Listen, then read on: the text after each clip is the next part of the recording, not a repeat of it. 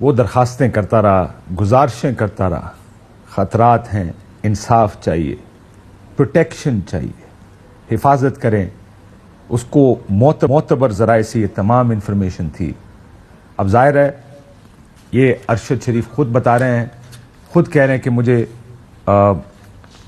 خطرات ہیں جس کی وجہ سے وہ پاکستان چھوڑ کر گیا۔ ماریہ میمن صاحبہ ہمارے ساتھ موجود ہیں، خاور گھومن صاحب موجود ہے۔ سب سے پہلے تو جو جنازہ ہے، ظاہر ہے وی ور آل اوور ویلم ہوئے ہم، جو محبت اس کو ملی ہے اس کے جانے کے بعد، جس عزت کے ساتھ وہ اس دنیا سے آگے دوسری طرف چلا گیا، جتنی عزت اس کو دی ہے، جسٹ پہلے میں چاہتا ہوں اس کے اوپر کامنٹ کر لیں، پھر ہم اس کی طرف آتے ہیں۔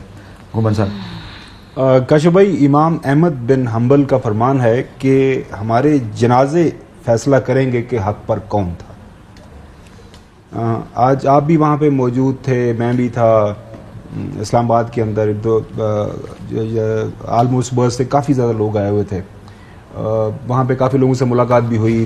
میں نے اپنے پروگرام میں بھی کوٹ کیا، صاحب ہیں ڈان کے، ہمارے کولیگ ہیں پرانے، ارشد شریف کے بھی پرانے کولیگ ڈان نیوز پیپر کے اندر، انہوں نے بتایا کہ جی میں پہلے جب ضیاء الحق کا جنازہ اس وقت میں موجود تھا، تو میں کہہ سکتا ہوں ود اتھارٹی کہ یہ جنازہ یہ بڑا جنازہ ہے۔ یہ بالکل آپ بیک یارڈ جو فیصل مسجد کا وہاں پہ جنازہ ہوا، فیصل مسجد، اس کے بعد فرنٹ سائڈ پہ پورے، پھر سامنے جو پورے کی پوری سڑک تھی وہ بھری ہوئی تھی، کچھ لوگ جو ٹائم پہ پہنچ گئے وہاں پہ جنازہ ہوا، پھر دوسرا ہوا، پھر تیسرا ہوا، ملٹیپل ٹائمز پہ وہاں پہ لوگوں نے آئے تھے، اپنا عقیدت اور محبت کا اظہار کیا۔ اور وہاں پہ جب میں گزر رہا تھا تو چند ایک لوگ آپس میں بات کر رہے تھے کہ پنجابی میں کہتے یار ایک صحافی سی کنے لوگ انہوں پیار کر دے سر۔ وہ ایک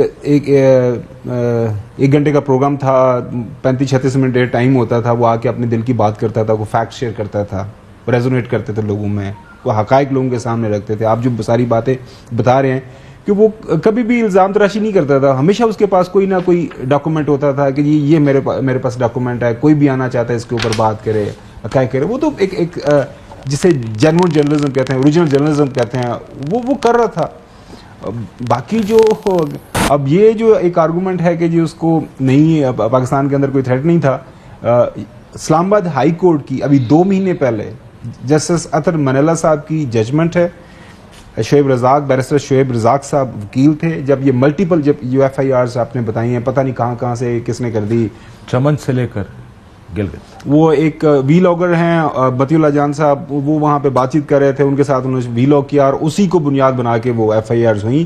اور وہ جو آرڈر اسلام آباد ہائی کورٹ کی طرف سے جسٹس اطہر منیلا صاحب نے دیا ان کو، جو ابھی ذکر بھی کر رہے تھے ارشد صاحب کہ جی وہ کورٹس کی طرف سے ہمیں جو ہے کچھ نہ کچھ سہولتیں ملتی رہی ہیں، اور اس آرڈر کے اندر لکھا گیا تھا کہ ان کو اریسٹ نہ کیا جائے، اور جو پٹیشن تھی اس میں ارشد صاحب نے واضح لکھا تھا، اور جو وہاں پہ ہیئرنگ ہوئی، جرا ہوئی، barrister Shoaib Razak on the record, میں اس دن وہاں پہ کورٹس کے اندر موجود تھا، انہوں نے کہا جی میرا موکل جو ہے اگر یہ اس حدود سے باہر جائے گا، نہ صرف اس کو اریسٹ کر لیا جائے گا، اس کی جان کو خطرہ ہے۔ یہ کورٹ کے اندر آن دا ریکارڈ ساری چیزیں۔ ماریہ جی کاشف صاحب، 2-3 باتیں۔ ایک آپ کو تو ایک چیز تو آپ کو ہی پتا، وہ جو انفارمیشن کی بات کر رہے ہیں، آپ جانتے ہیں اس کی انفارمیشن کے کتنے اوتھینٹک سورسز اس کے کیا ہوتے تھے، ریسرچ آپ کو فائلیں جو دیکھیں، 14 کارٹن گئے تھے جب ارشد کا سامان صندوق گئے تھے یہاں سے، جو اس کے بعد پیپر ورک ہوتا تھا ہر چیز کا۔ He always went by the book۔ ایک چیز ڈاکومنٹ کی ہوئی ہے، وہ ایک سینٹ کی کمیٹی کے اندر آڈیو اور ویڈیو بیان بھی ہے جس میں انہوں نے پراپر اپنے جو چیلنجز ہیں اس کا ذکر کیا ہے۔ وہ بلکہ افتخار درانی صاحب نے کہا بھی کہ بھائی اس کو ذرا پبلک کر دیں جو اگر تھریٹ نہیں ہے۔ دیکھیے کاشف صاحب، 2-3 میرے آج کے دن گلے ہیں۔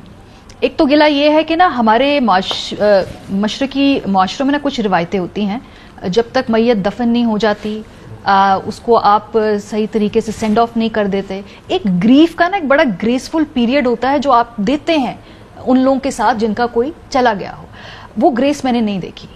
گزشتہ 48 بدترین دشمنوں کو بھی دیتے 48 گھنٹوں میں پریس کانفرنسز پہ پریس کانفرنسز پہ پریس کانفرنسز، آج کے دن پریس کانفرنس 5 قسم کی ہوئی ہیں۔ एक दिन इंतजार करें. अरशद उठ के बैठने नहीं वाला था. ऐसा लग रहा है काशिफ मुझे देखकर कि एक खौफ है कि शायद अरशद उठ के बैठ जाएगा और जवाब देना शुरू कर देगा. सो ये ग्रेस पीरियड जो है ना, ये नहीं दिया गया अरशद और उसकी फैमिली को. ये बड़ा गिला रहेगा कि क्या ये कल कर ली जाती, कर सकते थे, ठीक है, सवालात आपने जो उठाए उसके जवाब. हमारे भी सवाल यही हैं, हमारे भी ये सवाल है. We want an investigation. मैं उस पे आता हूँ कि बात बिल्कुल ठीक, मैंने इसीलिए शुरू में कहा था, मैं कहा अगर आज ये प्रेस कॉन्फ्रेंस ना की जाती कल कर लेते. बहुत जनाजा था, तदफीन थी उसकी, इतने लोग उससे प्यार करते हैं. कुछ मुरव्वत में रवायतें होती हैं. लेकिन सवाल मसला यह, हम कहते हैं इन्वेस्टिगेट करें, हम ये थोड़ी कह रहे हैं कि इन्वेस्टिगेट मत करें. मैं सिर्फ वो कह रही हूं, लेकिन इसको आगे पीछे मत करें. थोड़ा सा जो है ना कि जरा एक ग्रेस पीरियड जो है वो जरूर देना चाहिए. दूसरी बात ना, ये जो हो रहा है अरशद के चले जाने के बाद, इसके लिए एक अंग्रेजी की टर्म है गैस लाइटिंग. उर्दू में अगर आसान मफहूम में लोगों को बताऊं कि जहां पर जो विक्टिम होता है उसके जहन में, यानी जो भी उसके विक्टिम्स, उसके जहन में एक शक का बीज बो दिया जाता है और उसको मैनिपुलेट करके साइकोलॉजिकली बताया जाता है कि ये तुम्हारे साथ ये नहीं हो रहा है. तो उसके बाद से एक इज्तिमाई गैस लाइटिंग हम देख रहे हैं, जहां पे आज हमें कहा गया कि इसको तो थ्रेट ही नहीं था.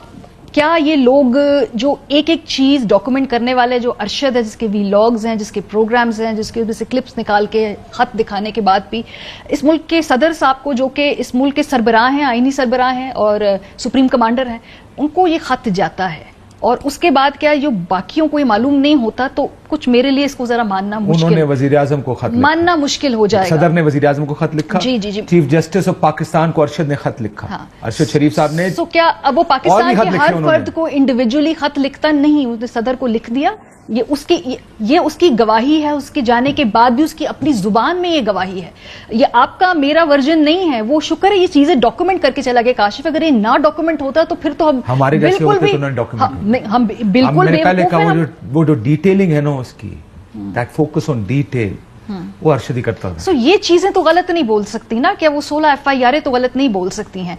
अब बजाय इसके कि आप कहें कि थ्रेट नहीं है, लेट्स रीफ्रेज इट. आप ये कह सकते हैं कि किस एक्सटेंट का थ्रेट था.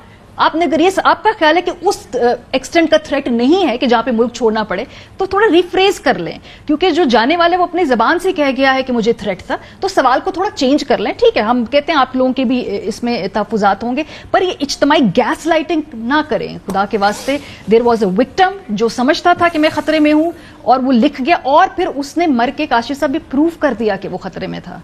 उसको मर के बताना पड़ा कि मेरी जान खतरे में थी, और अभी भी वो कह रहे हैं कि आपको नहीं जान खतरे में नहीं थी. अब उसकी मतलब इससे ज्यादा मुझे नहीं मालूम कि how do you tell. I am sorry, sometimes you know words fail you. यानी वो चला गया है और जिन हालात में चला गया है उसको 2 गोलियां मारी गई हैं. हर एक ये कह रहा है कि उसका ताना बाना पाकिस्तान में. कल फैसल वाडा साहब ने कहा इसकी साजिश पाकिस्तान में हुई. आज भी बहुत से लिंकेजेस बनाए गए कि इसने ये किया, उसने वो किया, वो भी पाकिस्तान में बना रहे. नहीं, आपको पता है कि उसको कत्ल किया गया. It's case of target killing.